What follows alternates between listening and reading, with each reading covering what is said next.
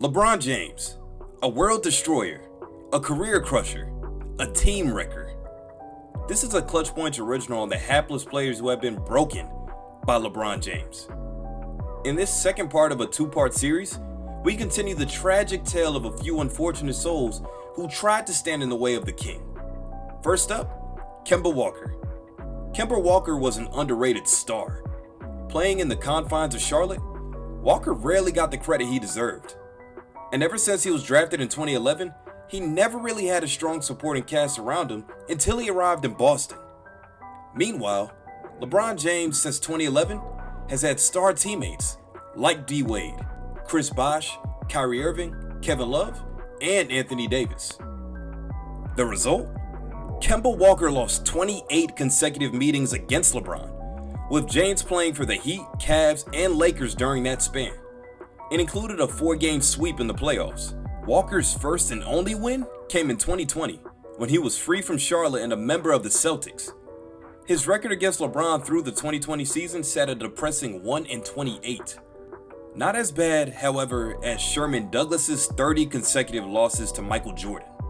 Kemba only losing 28 straight helped him avoid the record books.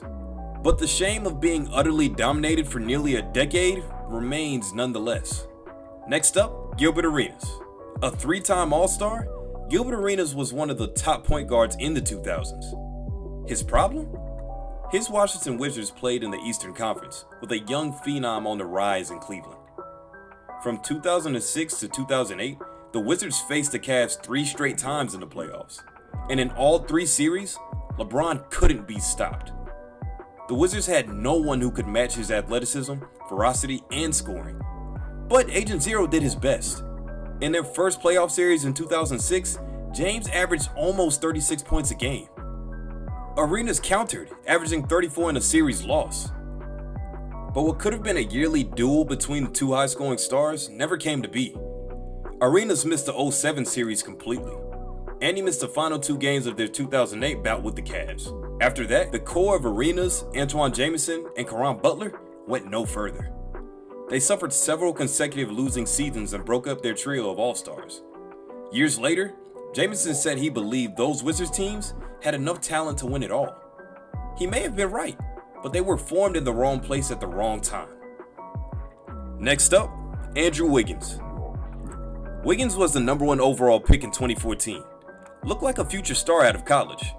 Dubbed the Maple Jordan, Wiggins had the scoring skills and the raw athleticism to be a star in the NBA. But when the Cleveland Cavaliers chose him first overall, they didn't know that a month later, their prodigal son would return.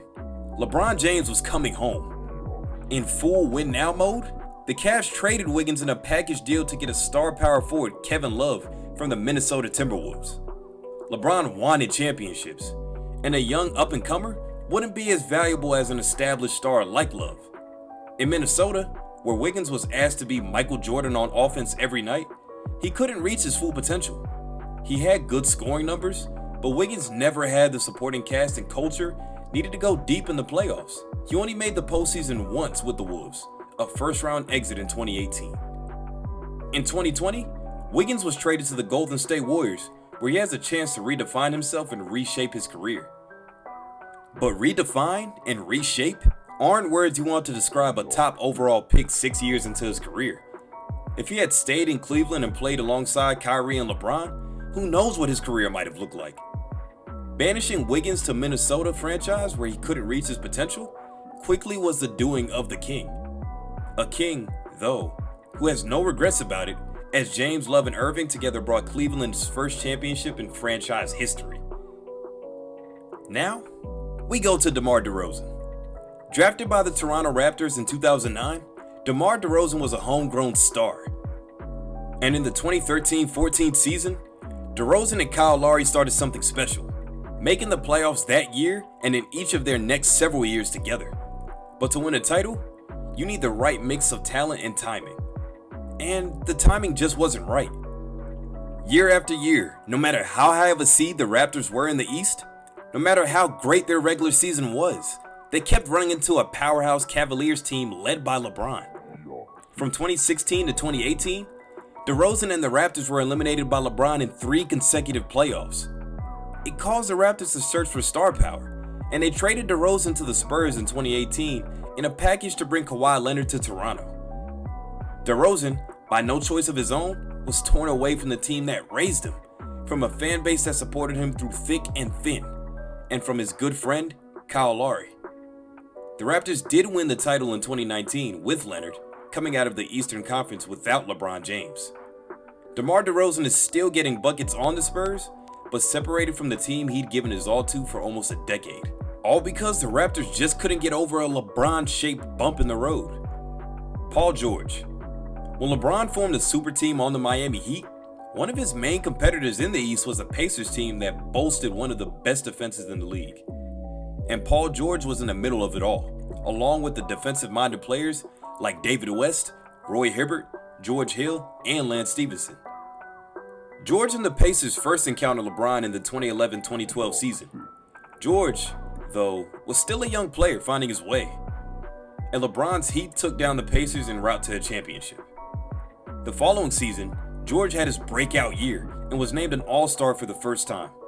The Pacers marched to the Eastern Conference Finals where they ran into a familiar foe. They took the reigning champion Heat to 7 games, only for LeBron to snatch any hope of a finals trip away from George in Game 7. The 2013-14 season followed the same script. Despite a motivated Paul George leading Indiana to the 1 seed in the East, their revenge tour ended in the same place, falling to LeBron's Heat in the Eastern Conference Finals once again, making it the 3rd straight year George lost to James. 3 years later, George's Pacers were a far cry from the defensive powerhouse they used to be, but they still made the playoffs as a 7th seed. This time, George ran into LeBron in a Cavs uniform, as the Cavs Big Three swept George right out of the playoffs. The Pacers traded away Paul George to the Oklahoma City Thunder in 2017, and in 2019, he demanded a trade and found his way to the Los Angeles Clippers, paired with superstar Kawhi Leonard. George needed star power to take down LeBron, but didn't get his chance in his first season in LA. The Clippers blew a 3-1 lead in the 2020 playoffs, barely missing out on a date with LeBron's Lakers in the conference finals. And Paul George, like many other players, must wait for another shot at conquering the mountain that is LeBron James. Who knows when it will come?